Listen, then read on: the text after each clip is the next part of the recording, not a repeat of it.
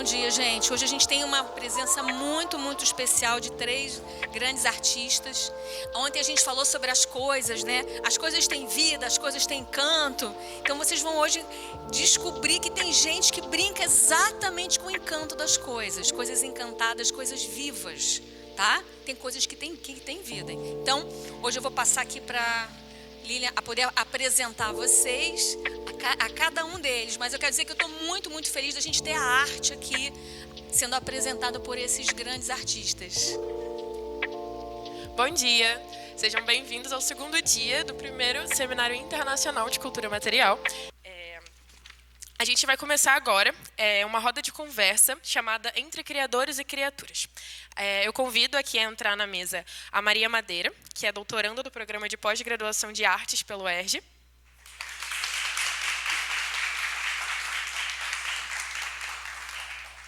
O Sandro Roberto, que é doutorando das Artes Cênicas da Unirio.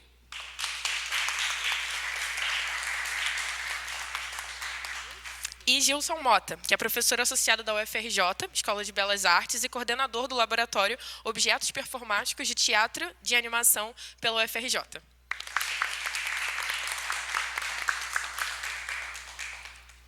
Vou passar a palavra agora para vocês. Eu vou começar. Oi, pessoal. Todo mundo está ouvindo? Tudo certo? Então, é um grande prazer estar aqui, é um grande prazer poder falar de teatro de animação na universidade. É uma luta de muitos anos, querer e trazer o teatro de animação para dentro dos campos universitários. Eu acho que isso aqui nós 3 fazemos, cada um de uma maneira.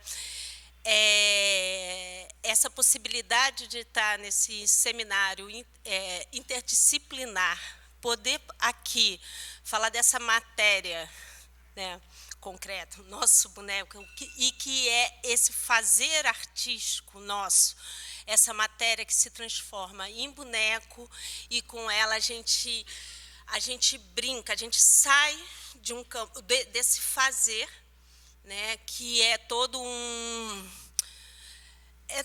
todo um saber, é toda uma elaboração para ir para o campo da brincadeira.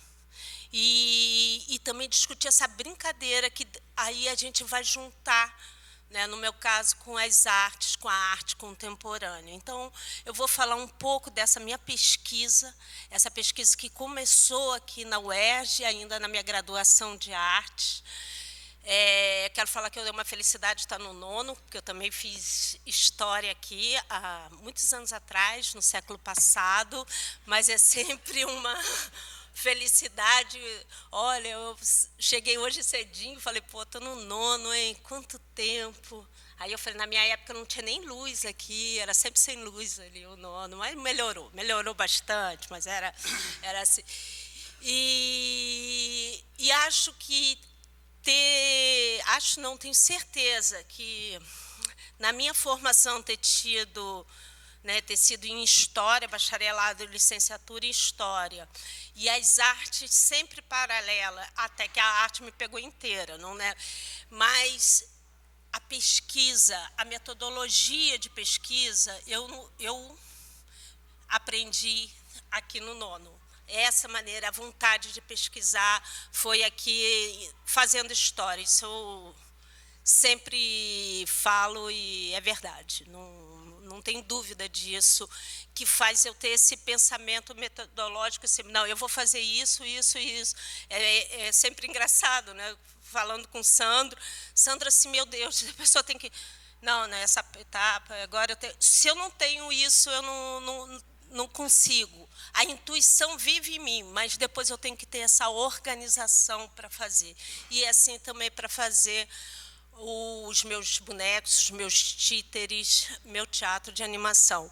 Então, eu vou falar um pouco sobre isso, já estou falando para caramba, mas eu quero colocar aqui essa roda de conversa, chamar os convidados, né, o Sandro Roberto e o Gilson Mota, para contar, né, sair um pouco agora de cena, e pedir para eles contarem sobre essa matéria, esse fazer artístico, e está dentro da universidade. Então, eu penso assim, de cada um falar um pouco, e depois a gente travar um debate aqui. Um debate que eu quero falar é uma conversa, não só entre nós, mas convidando vocês a participar. Tá bom assim para todos?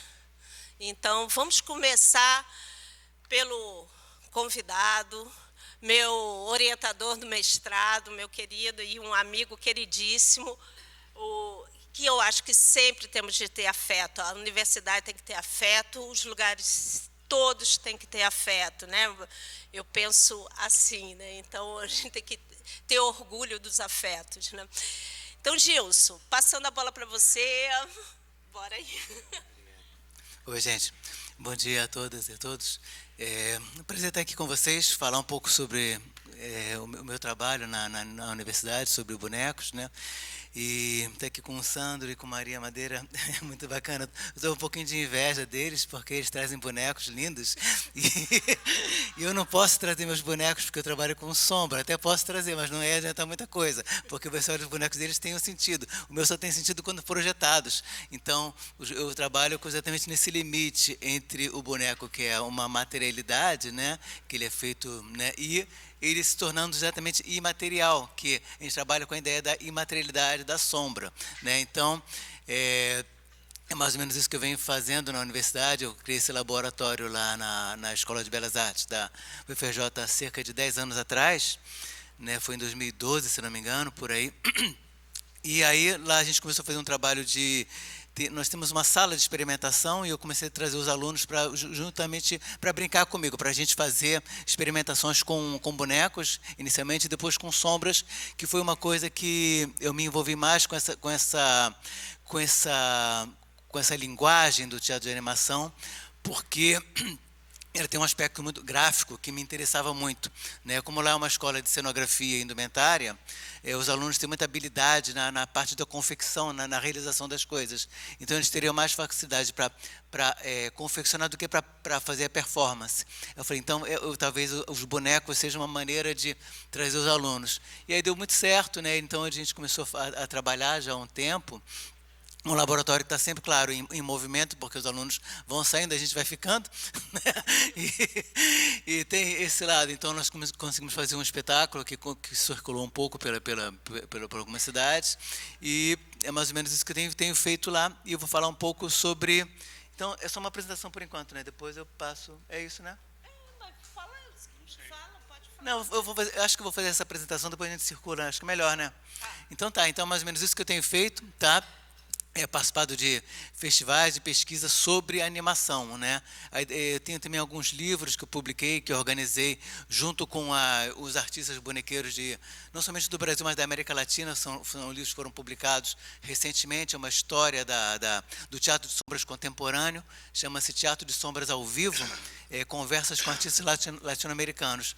Tem 2 volumes já, eles são de graça. É da editora Morola, aqui do Rio de Janeiro, e pode ser baixado, fazer o download. Então, são livros bem legais, ficaram grandes, 600 páginas, 500 páginas, uma coisa bem interessante, onde as pessoas vão falar justamente sobre essa experiência de construir bonecos e sombras, tá? Então, vou passar para você, Sandra, aí depois a gente circula, pode ser?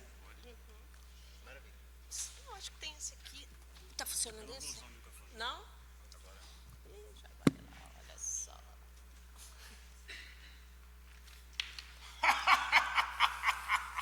Bom dia a todos e todas e todos. Aqui quem está falando é o professor Furustrek. Por falar em professor, eu tenho a honra, o prazer de estar aqui entre os meus colegas de conhecimento, de produção de conhecimento, de divulgação do conhecimento e de estímulo ao conhecimento. Eu acho que é isso que eu estou aqui fazendo, é com muita honra, com muito prazer. Queria agradecer à mesa, aos organizadores, às organizadoras desse grande evento e dizer o seguinte: é isso mesmo, vamos fazer, produzir, pensar, refletir, distribuir, tornar cada vez mais acessível aquilo que nós da universidade fazemos. Muito obrigado a todos e todas. Não tem que agradecer nada, não. É isso mesmo. Aqui quem está falando, vocês sabem, né? Eu não vou nem dizer meu nome.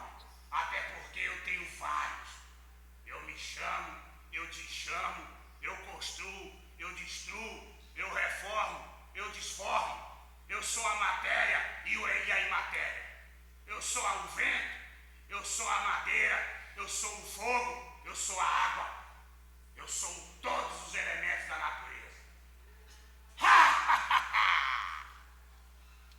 Bom.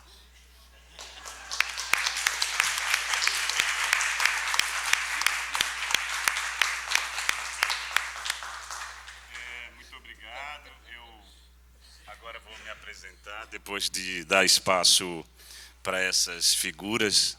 É interessante como que eles são pretensiosos, né? Porque a ordem seria eu falar primeiro, depois eles seriam convidados, mas esses seres, eles têm uma força, às vezes, quase sempre, né? Contra aquelas ordens que a gente costuma organizar e criar. Por isso que eles vieram primeiro e eles me deixam assim, sem saber muito bem o que dizer, mas eu só tenho que agradecer. Eu trabalho eu sou um artista pesquisador no campo do teatro de Mamulengo. Fiz recentemente um estudo de mestrado, onde eu discuto as minhas escolas, né? Os meus mestres. Foram com eles que eu convivi, e essa convivência, o que produzimos durante essa convivência foi aquilo que a gente chama de conhecimento, de saber.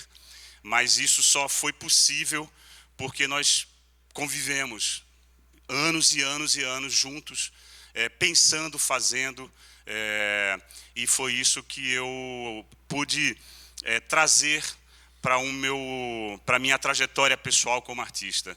Foi um produto que foi gerado durante essa convivência com esses mestres.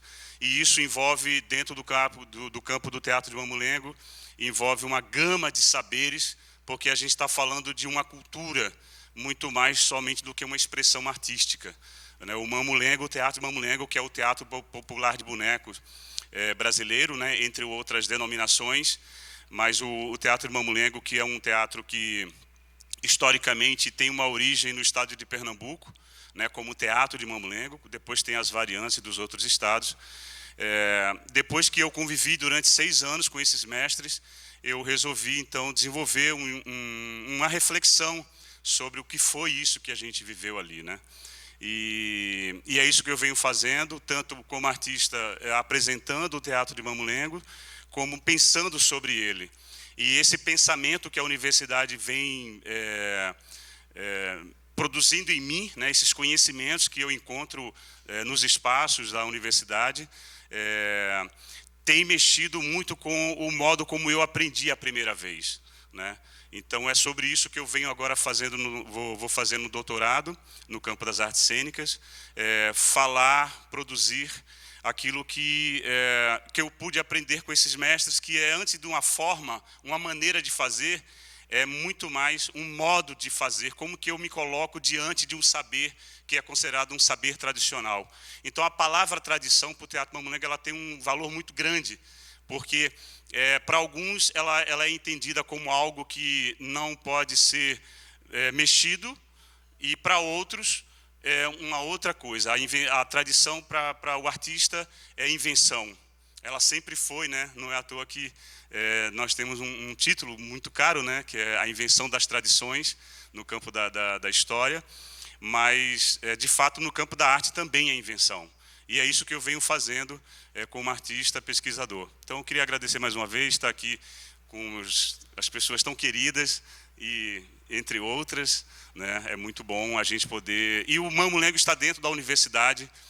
Agora, eu ouso dizer que pela primeira vez, o Teatro do Mamulengo está dentro da universidade, produzindo o conhecimento a partir de quem saiu de dentro do terreiro, de dentro da barraca, de dentro do convívio do terreiro, e começou a produzir conhecimento a partir desse lugar de fala. Não mais como um objeto de estudo, também como objeto de estudo, mas a narrativa está sendo produzida por alguém que fala de dentro do campo, de dentro do terreiro. Então, eu dialogo agora com o terreiro diretamente, em convívio com alguns mestres, e dentro de outro terreiro, que é a universidade, que também é um terreiro, e é um lugar de produção, de beleza, de afeto. Então, é um prazer muito grande estar aqui com vocês, e é sobre isso que a gente vai poder falar um pouco mais. Muito obrigado.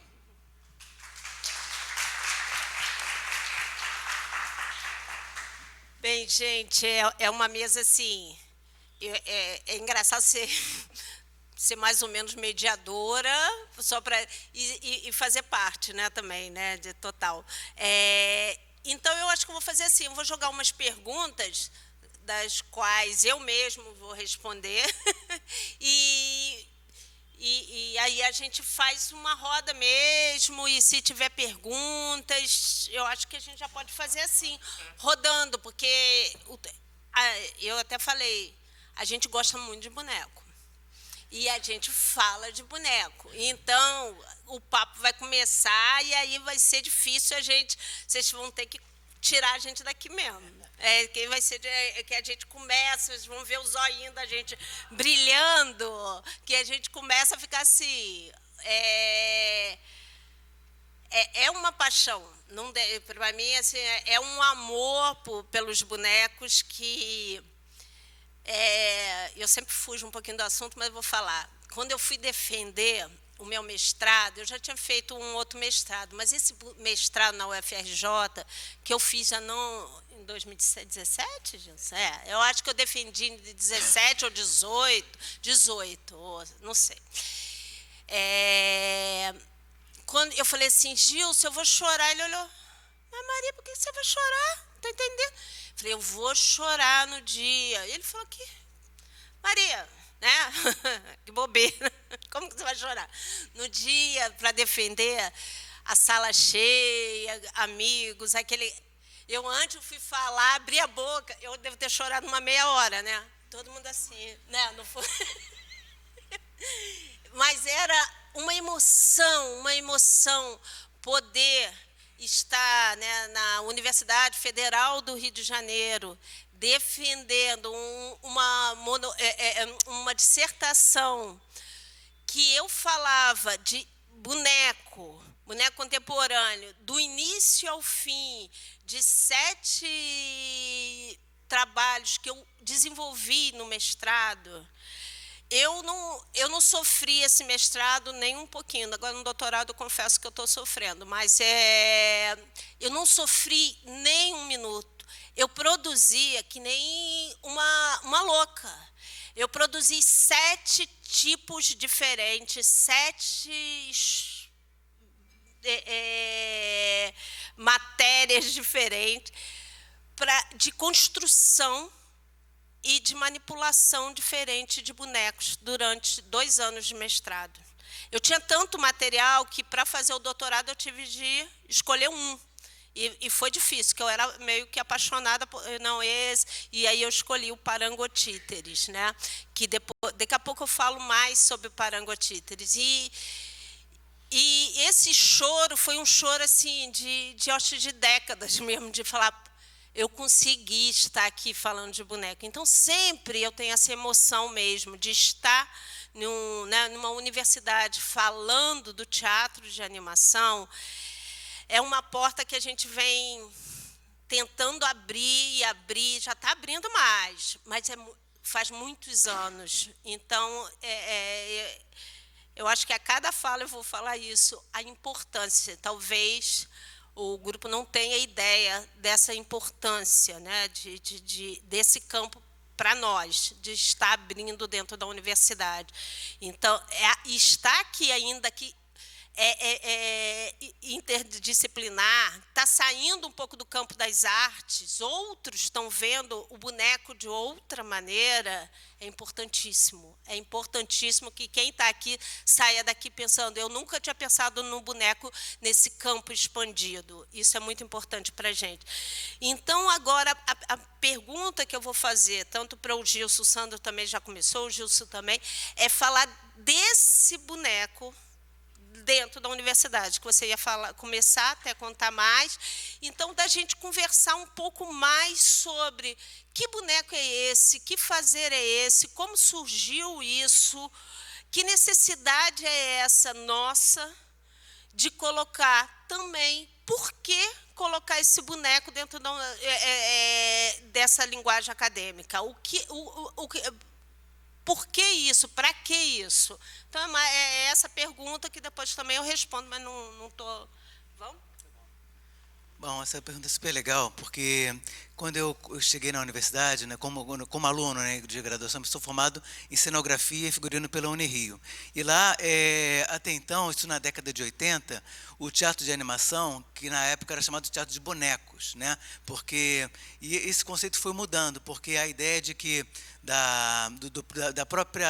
do uso de outros materiais e de outras formas de figuração mudou a ideia de a gente usar boneco, né? Então o nome mudou para teatro de animação. Quando eu cheguei na universidade, era uma área que era vista com muito preconceito, porque era vista como teatro infantil e um teatro menor, né? Duas coisas que eram ruins, né? Infantil e uma coisa que não é teatro.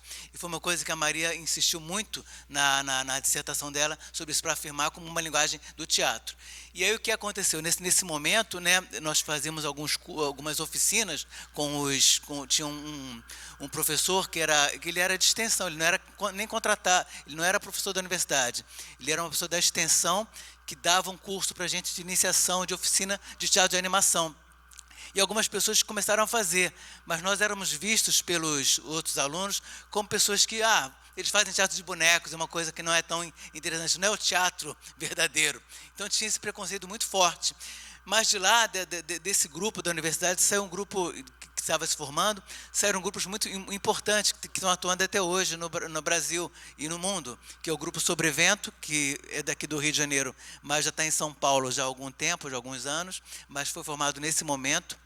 Né? Teve a companhia chamada PECOD, que é o mesmo grupo, né? É uma companhia importante aqui do Rio de Janeiro também, mas que foi formada nesse mesmo núcleo. Então, essa formação na universidade foi muito importante, porque a gente começou nesse momento, final da década de 80, mais ou menos, a começar a romper essas barreiras, né, e mostrar que o boneco ele era uma linguagem a ser pesquisada também na universidade. Então, isso foi muito importante, e em 1990, na década de 90, início é que ele começa a chegar na pós-graduação, através da professora Ana Maria Amaral, em São Paulo, que eles começam a estudar em termos de pós-graduação. Então, começa a ter uma formação mais de artistas e docentes, né? Artistas e pesquisadores, quero dizer, que começam a se formar na pós-graduação e entrar na universidade. Então, o campo começa a ter uma outra visão a partir desse momento. É uma coisa que as pessoas não conhecem muito, né? Quando a gente fala assim, tem pós-graduação em teatro, tem pessoas que falam, mas para quê? Né? Como assim? Para que você precisa de pós-graduação? Ah, é?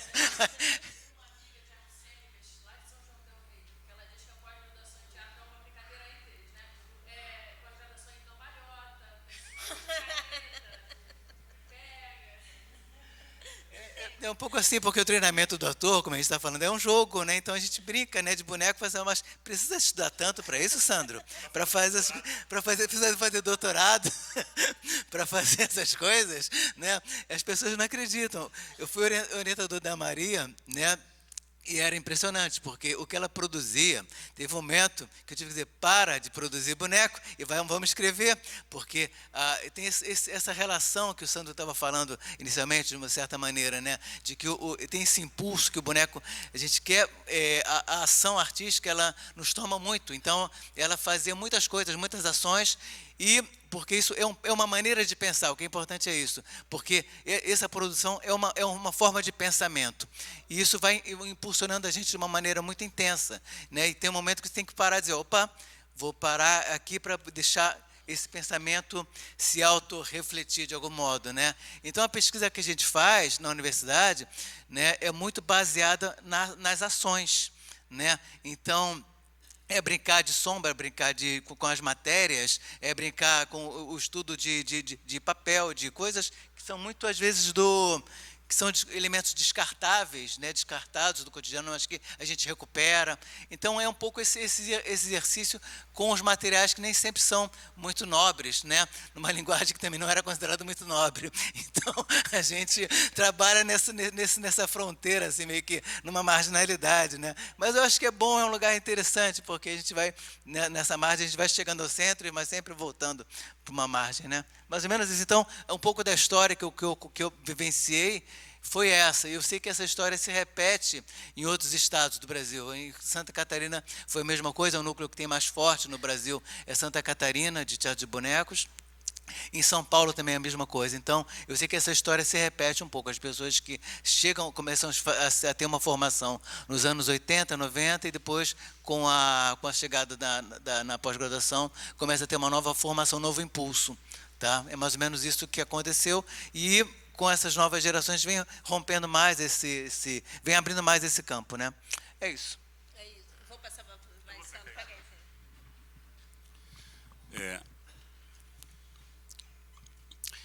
aí.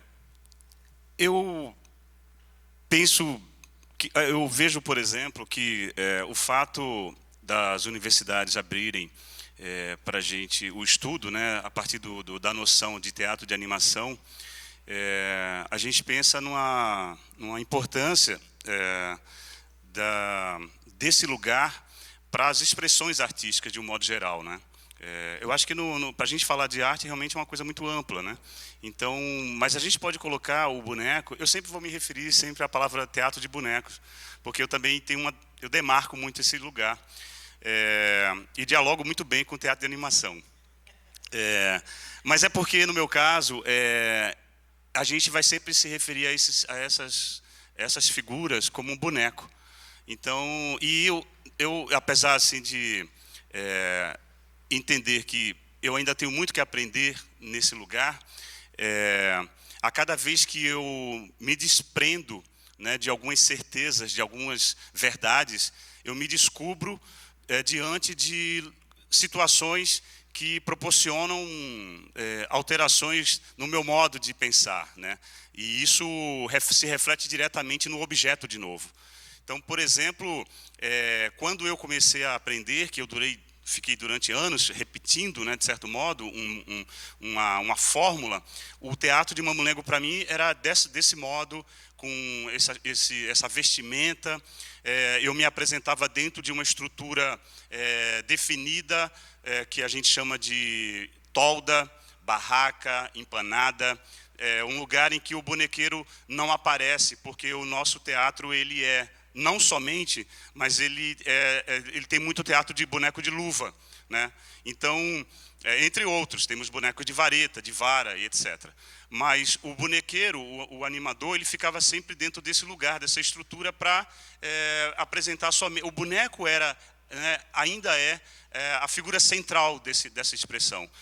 Na medida em que eu fui avançando, fui me desfazendo daquelas verdades, que são importantes ainda hoje para mim, eu me descobri no outro lugar, de brincar. A palavra brincar, para a cultura popular, ela é muito potente, porque ela é, inclusive, uma posição política, né? Uma vez que a gente pensa que é um jogo, e dentro desse lugar do brincar, a gente defende também, somos brincantes, né?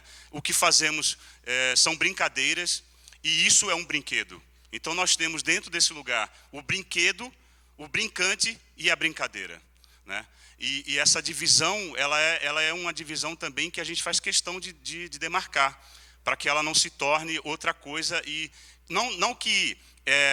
mas é que as palavras são importantes, né? As palavras, elas definem e elas têm uma importância política também na linguagem. Então, quando eu me vi mais solto, a partir, né, desde quando eu entrei no lugar para aprender, eu sempre buscava uma relação com aquilo que estava fora desse lugar. Então, eu fui aprender com os mestres, e aí eu lia coisas que os mestres achavam que não tinham nada a ver com aquilo. Então, eu ia ver espetáculo de dança contemporânea, cinema, teatro e literatura, e aí eu sempre buscava de certo modo, alguns fios para tentar também me justificar o fato de eu estar dentro e fora do lugar ao mesmo tempo. E isso foi que foi me fortalecendo, de modo que eu, em dado momento, eu resolvi tirar essas estruturas do mamulengo. Então, eu tirei a empanada, tirei a estrutura toda que escondia o brincante e, para piorar, eu tirei a roupa do boneco também.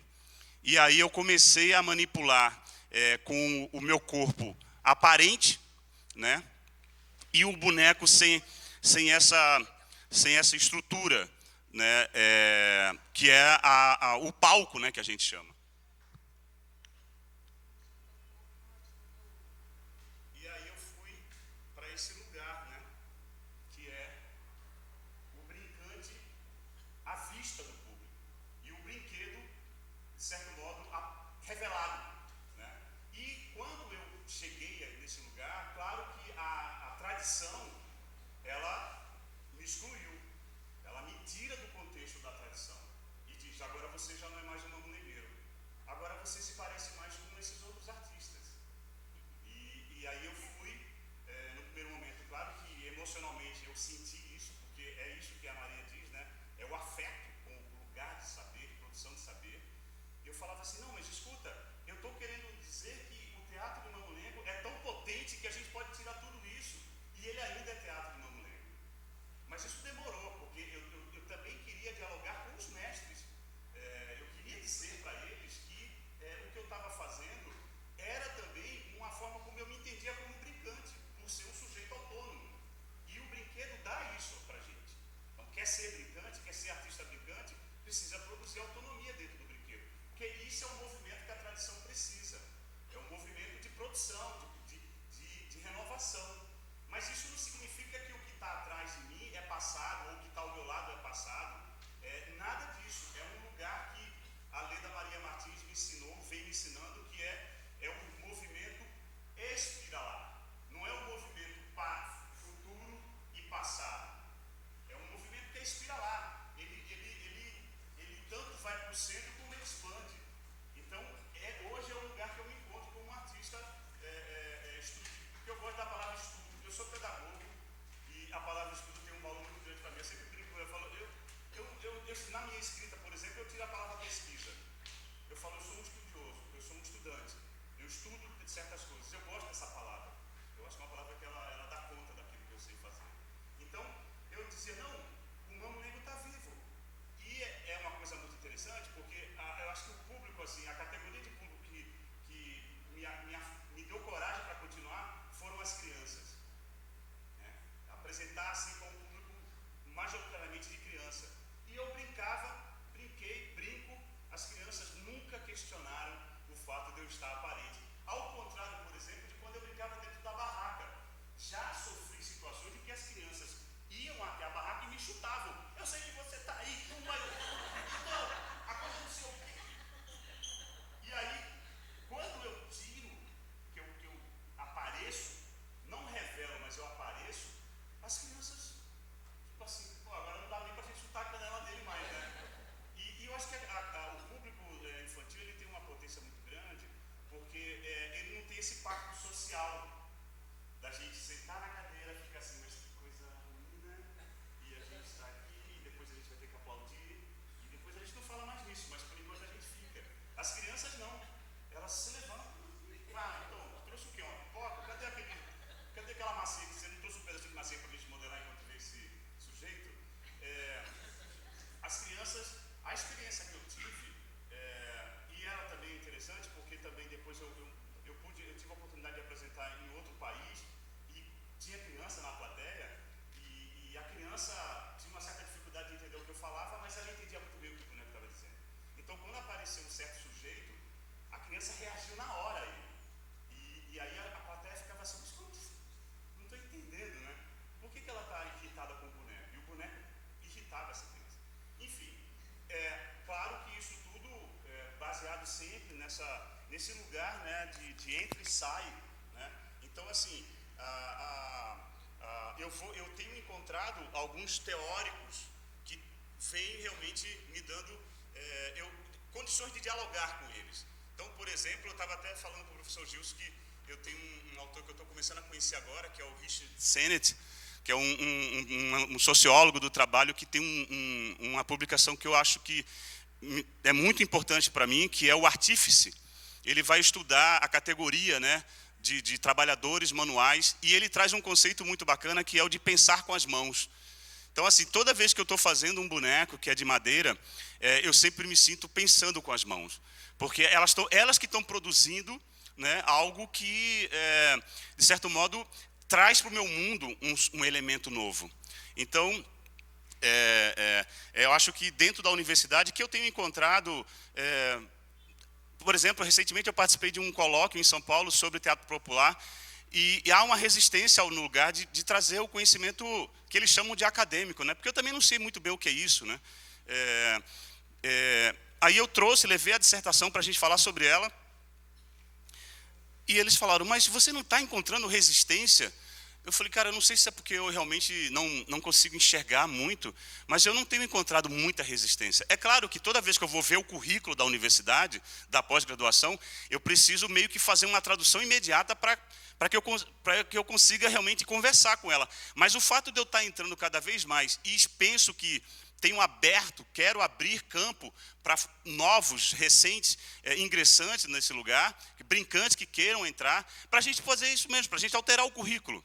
Então, eu estou levando autores e autoras que a universidade, às vezes, olha meio assim, mas de certo modo, recebe e procura conversar.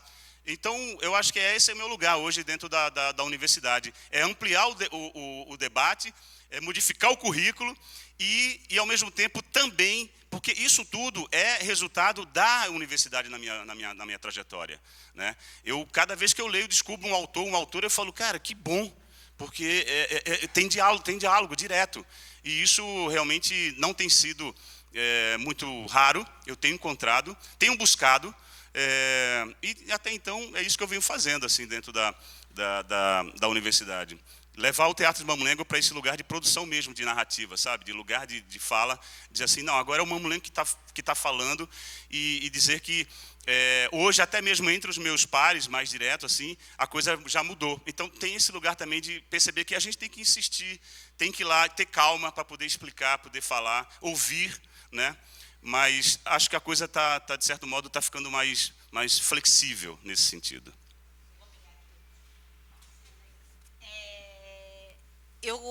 Eu pensei eu acho que você, Sandro, comentou uma coisa, o Gilson também, eu vou pegar, né, que o Gilson falou algo como brincar fazia reflexão. Quanto isso, e o Sandro acabou de falar do pensar com as mãos, né? E quanto isso, voltando para o meu caso, né, que eu contei para vocês, o não sofrimento no mestrado e o sofrimento no doutorado. Meu sofrimento no doutorado veio por causa da pandemia, porque a minha criação, que é embebida da obra do Hélio Oiticica, um artista carioca que faleceu nos anos 80, não sei se todos conhecem aqui. E uma das obras muito conhecidas do Hélio é o Parangolé, que nasceu, a gente pode dizer, da rua, né? Mas ele já estava frequentando a Mangueira e ele vê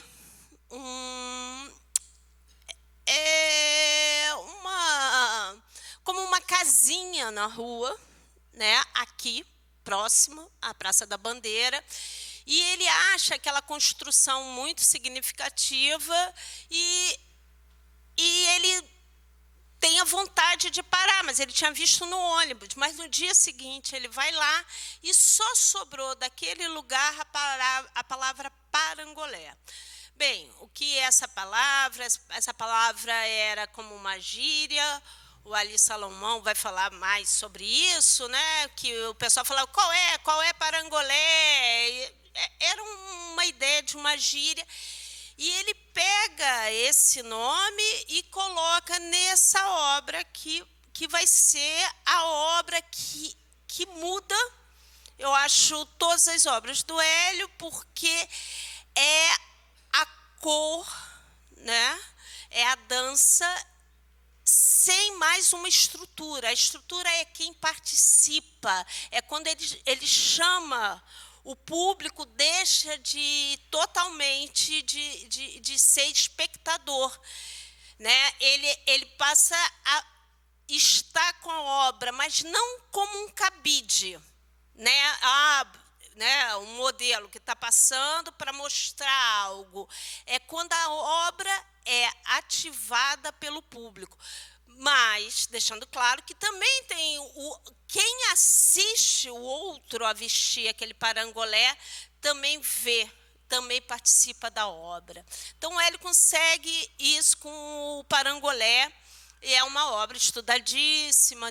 Minha obra, meu boneco, em cima da obra do Hélio e da bandeira, da porta-bandeira, se chamou Parangotíteres. Eu acho que vocês começaram a ver que o Sandro fala boneco, e dentro do mamulengo, o Gilson vai para a sombra, e eu uso muito o termo, né, a expressão títere. É tudo boneco, tudo isso é teatro de animação, essas denominações, sim. Tem uma razão para eu usar o termo, né, a palavra títere. Tem um tempo meu que eu passo fora do Brasil e trabalho na Espanha. E títere e titeriteiro tinha uma coisa que eu gostava muito e gosto até hoje. Porque quando eu falava assim, é um títere, todo mundo entendia que o títere poderia ser de vara, de luva, de balcão. É títere.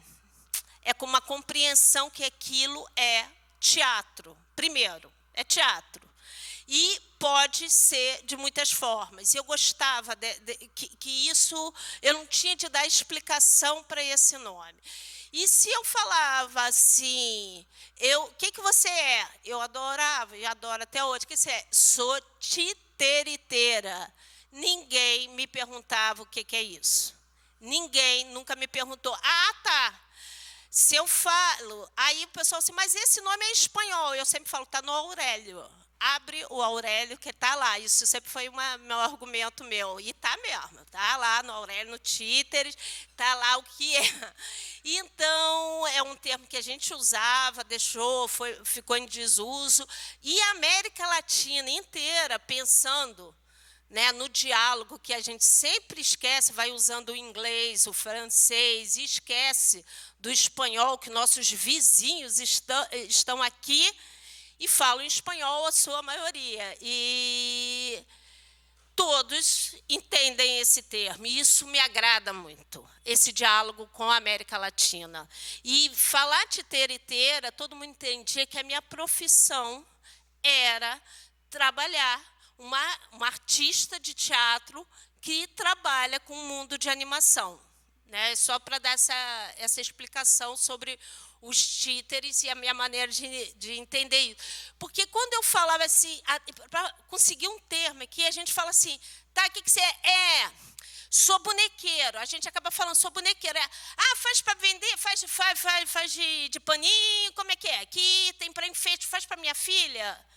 Não, gente, eu não faço para tua filha. É difícil, sabe? Eu não faço. Aí eu falava assim, nada contra a pessoa que faz boneco de pano e faz na feira e vende. Não é isso. Mas eu estava querendo falar da minha profissão, de teatro. Não, eu trabalho com teatro. Mas você faz bonequinho? Faz bonequinho, mas... Quer fazer o aniversário de 3 anos? Não, eu posso até fazer, porque eu posso estar precisando de um dinheirinho, mas olha, não é isso. Mas você vai odiar. Teve um aniversário que eu fiz, Sandra, eu falei para a pessoa, eu falei assim, eu cobro caro. Ela, eu quero. Eu falei, ferrou. Aí eu falei assim, você vai odiar.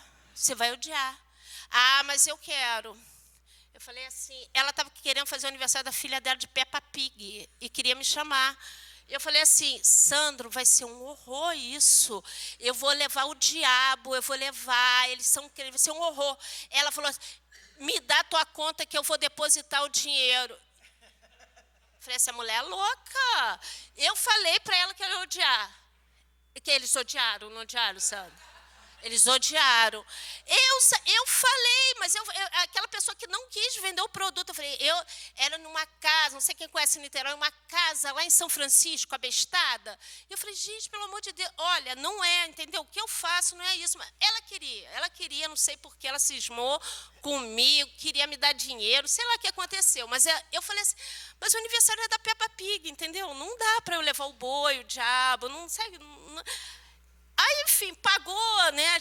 Eu fui vendida, eu confesso. Mas eu fui lá, apresentei. O pessoal assim, quer um bolinho? Quer comer algo? Depois, tipo assim, acaba com isso, né?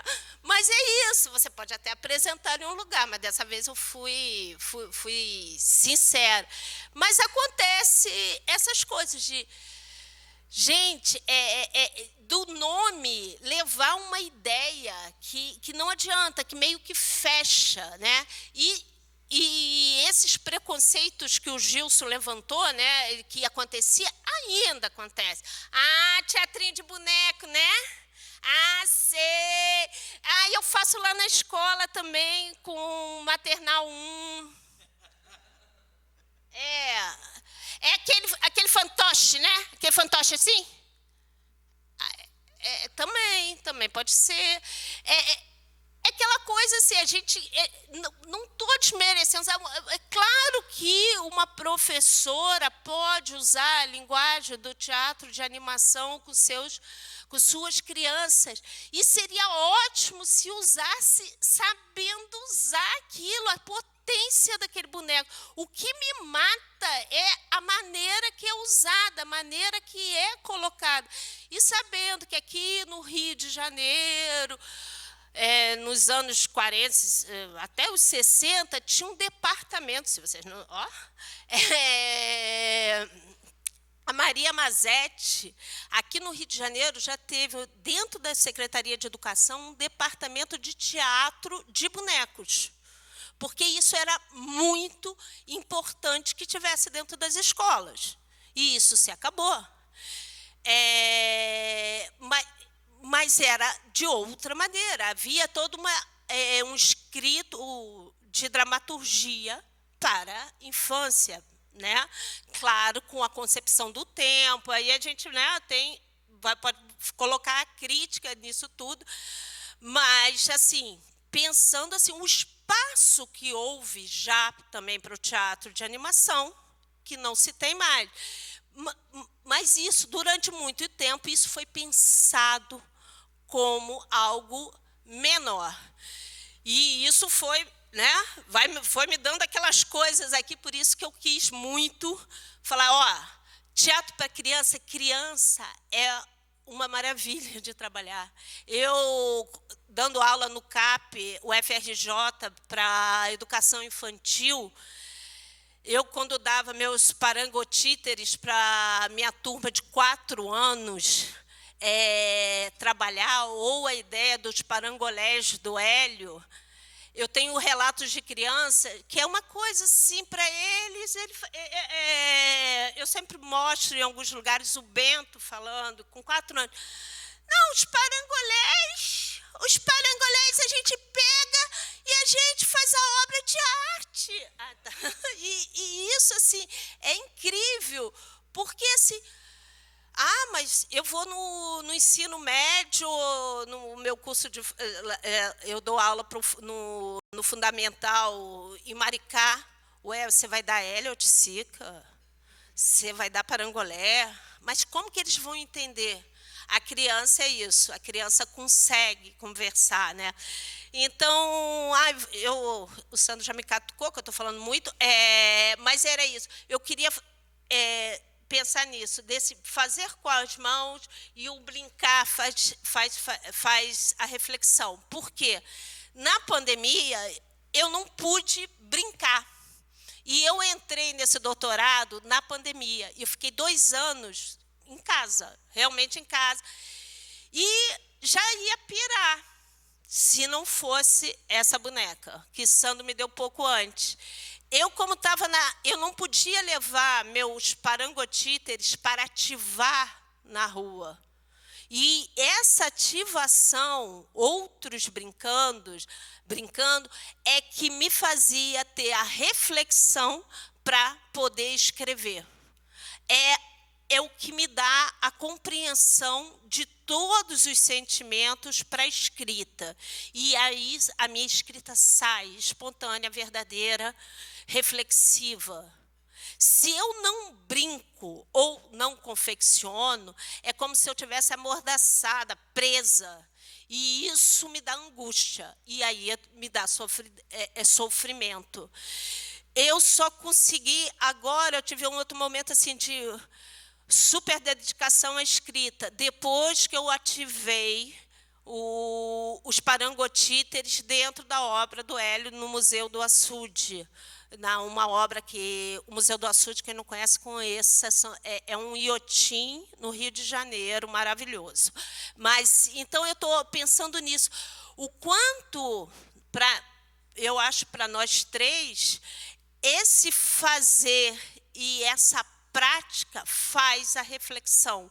Talvez isso possa ser complicado ou não, mas é fundamental, pelo menos para mim. E eu queria passar isso para vocês também. Se isso é assim, também desculpa, falei para caramba. Gente, agora... Devido ao tempo, talvez seja legal eles perguntarem. E você mostrar os parangotíteres também, né? Porque já falou... aproveita e já está. Tá. Eu vou mostrar aqui. Eu vou mostrar primeiro esse aqui que eu trouxe ela. Essa boneca que eu trouxe, porque ele falou em luva, né? No teatro de bonecos, isso aqui é uma luva, né? Então, a luva não precisa ser boneco, assim, né? Mas é claro, se você faz assim, você já tem um boneco, né? E isso aqui foi um trabalho que eu fiz. Isso é um boneco também. Essa boneca aqui foi feita pensando em uma performance da Letícia Parente. E tem um vídeo na internet, onde ela vai botando cada peça, o olho, a boca. A Letícia tampava o olho e a boca, a boneca faz o contrário. E aí ela foi quase como uma recriação da obra da Letícia Parente. Queria mostrar para vocês, assim, é uma ideia de luva totalmente diferente daquela. É para mostrar um pouco o campo expandido dos bonecos aqui. Essa é a Maria Cláudia, a bonequinha. A Maria Cláudia não fui eu que fiz, foi uma bonequeira que vende bonecos pelo Largo do Machado. Sandro comprou essa boneca, me deu de presente, como se a gente não tivesse 400 bonecos em casa, de aniversário. E na pandemia, eu recebi essa boneca uma semana antes de começar a pandemia e não saí mais de casa. Mas eu tenho um mundo em casa de miniatura. Então, o que eu fiz? Durante 202 dias, cada dia eu criava um mundo diferente, fazendo quase uma Cindy Crawford. Cada dia ela era uma personagem diferente. A Maria Cláudia foi dentista, a Maria Cláudia foi veterinária, a Maria Cláudia foi puta, a Maria Cláudia foi colecionadora, a Maria Cláudia foi artista, a Maria Cláudia interviu nas obras de Cildo Meirelles, nas obras de Nelson Rodrigues, foi artista, fez o vestido de noiva. A Maria Cláudia fez a casa dela como Mondrian. Ela foi muito para as artes visuais, sem dúvida, mas ela brincou com o cachorro, o Floquinho. Ela tinha um cachorro, ela mudava de roupa. E ter entrado nesse mundo da Maria Cláudia me salvou de ter feito algumas bobagens que eu poderia ter feito. Eu acordava e falei assim, o que vai ser a Maria Cláudia hoje? E tinha de abrir minhas caixas e inventar o mundo da Maria Cláudia. Isso me reorganizou. Isso me fez viver. Então, eu acho que assim, essa é talvez a coisa que a gente tenha diferente. A gente precisa disso para respirar. A gente precisa dessa brincadeira. Isso faz parte Isso está na nossa pesquisa, na nossa maneira de pensar e de viver. Se eu não faço isso, eu não articulo bem. E aí eu vou falar rapidinho dos parangotíteres, assim. Eu comecei, como eu falei para vocês, que o Hélio, né, encontrou como um barracão na rua, né, e fez os parangotíteres. E a ideia é essa, esse boneco não precisa ter rosto, né? A gente sai dessa ideia de o boneco é isso aqui. Não, o boneco pode ser a luva e o boneco também. E o corpo, esse já é um parangotíteres que eu começo a bordar e bordei meu nome, uma necessidade aqui. Aqui eu comecei a trabalhar já agora com as cores, com a luminosidade que o Hélio trabalha em algumas obras, mas deixando, o trabalho não é o Hélio, é a Maria, com os títeres, experimentando coisas que o artista Hélio de Sica também experimentou, mas o trabalho é da Maria, não é o Hélio aqui. E aí esse boneco é assim, aparentemente sem rosto, só com uma fita, e a ideia é essa. E aqui eu comecei a trabalhar o branco no branco, os bordados, uma potência que o branco pode ter, trabalhar diferentes texturas, olha como que esse fica leve. E a ideia, como tem a porta-bandeira aqui nesse boneco, é que você pode se movimentar como quiser, mas esse boneco só não pode cair no chão, porque uma porta-bandeira que leva o estandarte não pode deixar o estandarte cair no chão, senão a escola é punida. E aí a porta-bandeira significa todo um conjunto de pessoas. Ela está levando o barracão inteiro para a avenida com sua bandeira. Então esse boneco também bebe nessa tradição popular, o carnaval. E ele convida a dançar. E ele pode ser translúcido aqui, só ter uma palavra, e tem umas, né, aqui está escrito ginga, e você dançar. A ideia é dançar. E a música não precisa ter, a gente traz a música, a gente traz o nosso ritmo. Então é assim, é essa a pesquisa desse ritmo, desse corpo dançante, com esse boneco, a minha pesquisa de doutorado, que convido, daqui a pouco eu vou convidar todos quem quiser dançar também, tá? Com o meu parangotítere. Mas eles falaram para falar, eu estou falando um pouquinho. Pronto.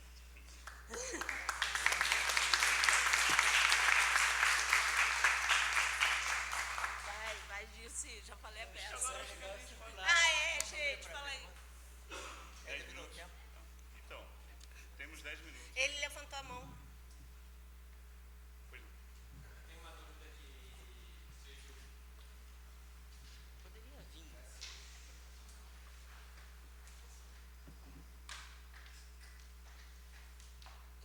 É uma dúvida muito besta, eu acho. Vocês estavam falando que é isso, né? O títere pode ser várias coisas, pode ser luva, pode ser... E o que eu percebi, especialmente com a apresentação dos bonecos no começo, né? Tá te atropelando, que um títere também é um ator, né? Vocês estão falando isso a todo momento, né? O boneco. Agora, um ator, no limite, ele pode ser um títere, uma pessoa pode ser um títere também. Se bem assim, dirigida em algumas obras de arte, ela pode vir a ser também. Qual que é o limite entre um boneco e uma pessoa? Oi, qual é o seu nome? Hã? Tandrius. Essa pergunta é super legal, porque um dos fatores, assim, historicamente, que fez com que o teatro de bonecos ganhasse um novo impulso foi justamente no final do século XIX para o século XX, numa tentativa de dar uma outra linguagem, né, fugir da chamada do teatro naturalista, né.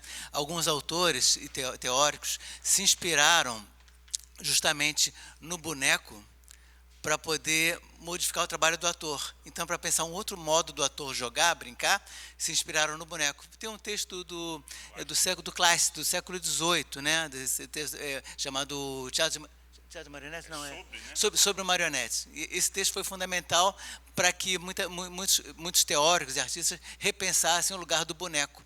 E aí começaram a fazer vários artistas.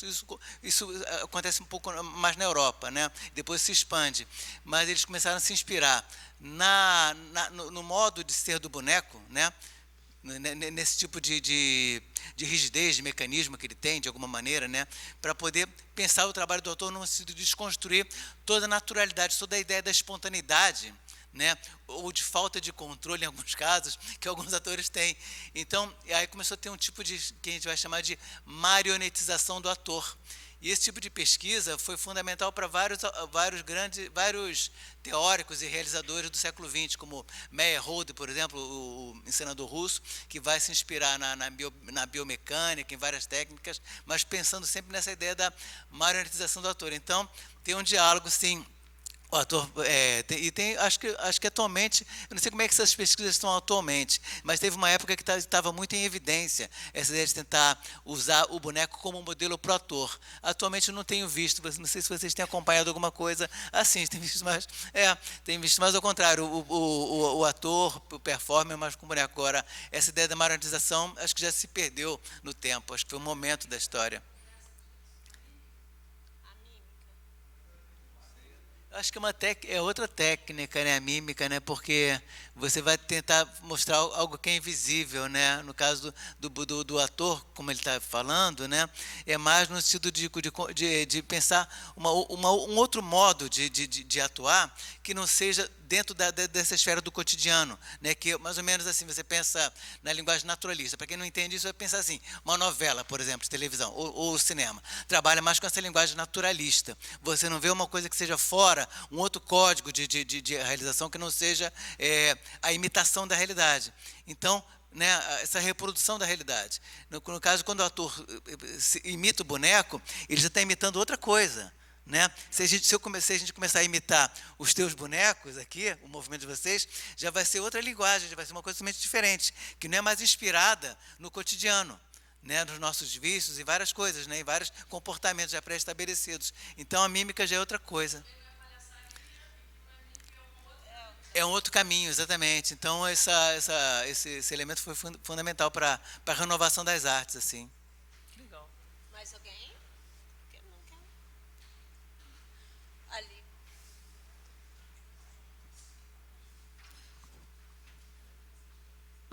Bom dia.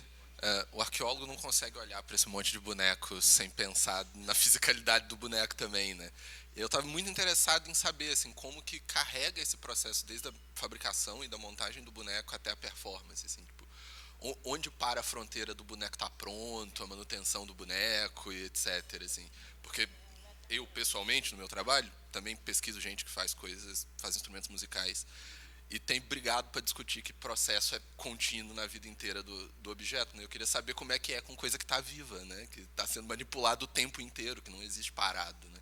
Então, um pouco nessa discussão assim, para pensar a relação de vocês com os materiais dos bonecos, um pouquinho. Vai lá, Sandro. Vai, Sandro. É mais Sandro. Eu acho boa pergunta também. E só para pegar um gancho ali, eu fiquei pensando agora, será que eu não estou me tornando um naturalista, né? Na contramão da contemporaneidade, porque depois, enfim, é uma coisa que eu fico pensando, né? Mas é bom, a materialidade para a gente do boneco popular é o fundamento, né? De onde é para matéria e materialidade que a gente busca dar expressão. Então, assim, o boneco ele guarda, né, qualquer boneco, né, eles guardam uma memória, né, tem uma coisa de você, por exemplo, esses bonecos aqui, assim, rapidamente, né, eles têm mais de 30 anos. Então, é tudo isso, assim. Por exemplo, eu tenho uma mala, né, que é a mala dos meus bonecos. Toda vez que eu abro essa mala, vem um cheiro de dentro. E esse cheiro sempre me remete, né, para um momento, como também meio que aciona ou talvez desperta por que eu estou abrindo aquela mala. Porque eu sempre vou abrir para alguma coisa, mas eu só tomo consciência daquilo que eu estou fazendo por causa do cheiro. Então, assim, para a gente, cheiro é materialidade, A imagem é a materialidade. Aí vem peso, né? Por exemplo, quando a gente vai reformar um boneco, porque o boneco ele guarda muitas simbologias, né? Então, a gente vai reformar um boneco, a gente sempre olha e pensa, como que eu vou intervir agora nesse boneco? Por exemplo, eu tenho bonecos em casa que são de outros mestres, e isso significa que eles são mais antigos. Às vezes eu olho e falo, o que eu posso fazer aqui? É uma questão. Então, assim, às vezes retocar, ou ver um boneco, né, mais antigo assim, ele sempre traz essa questão para a gente. Então, o boneco, no caso do boneco popular, a matéria-prima básica é a madeira, né? E para isso também é interessante porque, primeiro, hoje a gente pensa como manter a plantação dessa árvore, para que a gente possa ter a matéria-prima para sempre, né? E eu defendo que hoje já se faz boneco para mamulengo com outras matérias. Já se fazia há muito tempo atrás. Existia mestre, por exemplo, que eles pegavam bonecas de loja de plástico e botavam no mamulengo.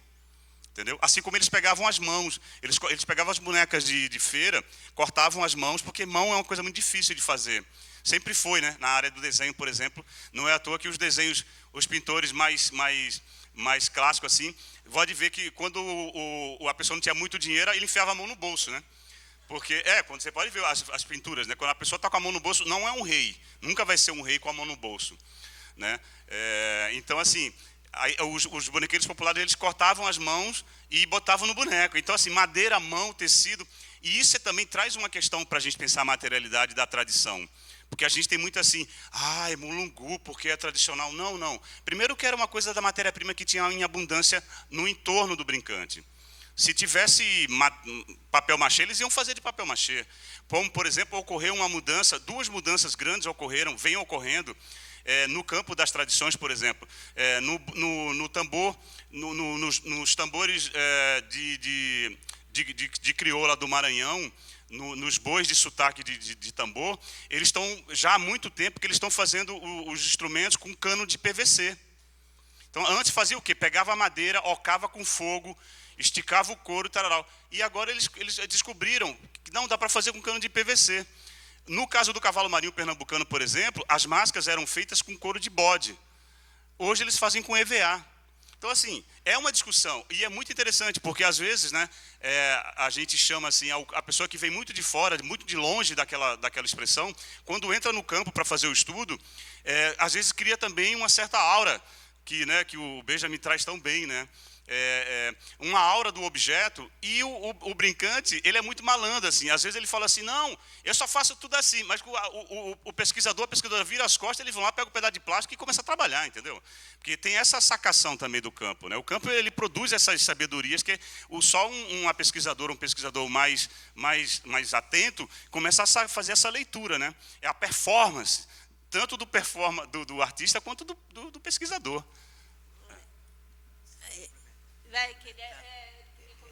Eu sei que tenho tempo, mas é só para complementar. Pois é, sim. Que tem uma coisa que é muito legal nessa discussão sobre a materialidade do boneco. Eu estava querendo lembrar aqui de um livro, de um autor, mas não lembrei. Ele fala que o boneco do Teatro de Sombras é o boneco mais tosco, mais pobre que existe, né? E, de fato, com qualquer coisa você faz uma sombra. Você pega um pedaço de papel, né? Qualquer coisa, material mais... Você brinca, você faz uma sombra, você projeta. Isso pode gerar um jogo, né? Possível, uma cena. E aí, todo o nosso trabalho de pesquisa é exatamente parte dessas materialidades, né? Papel, plástico, tudo isso. O corpo do ator vira também... A gente também encena com o nosso próprio corpo, então, a sombra corporal, a sombra dos objetos. Então, a gente trabalha exatamente tentando... A nossa matéria é o imaterial.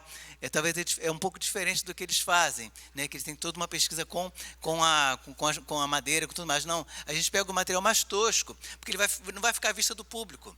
A pessoa não está vendo a boneca, está vendo apenas a projeção. Então, trabalha no limite entre ausência e presença, né? Então, a gente tem essa outra estratégia, que é fugir, exatamente, em alguns casos, né? Quando não está à mostra do público, mas fugir porque está mostrando justamente o que não está presente. Então, a materialidade é a ausência nesse caso, que é sombra. Mais ou menos isso, tá bom? Eu acho que a gente... Eu falei que a gente fala de boneco. Eu falei, eu avisei. Eu avisei que a gente ficaria mais 2 horas conversando. E tem assunto, hein? Mas tem que acabar. A Isabela...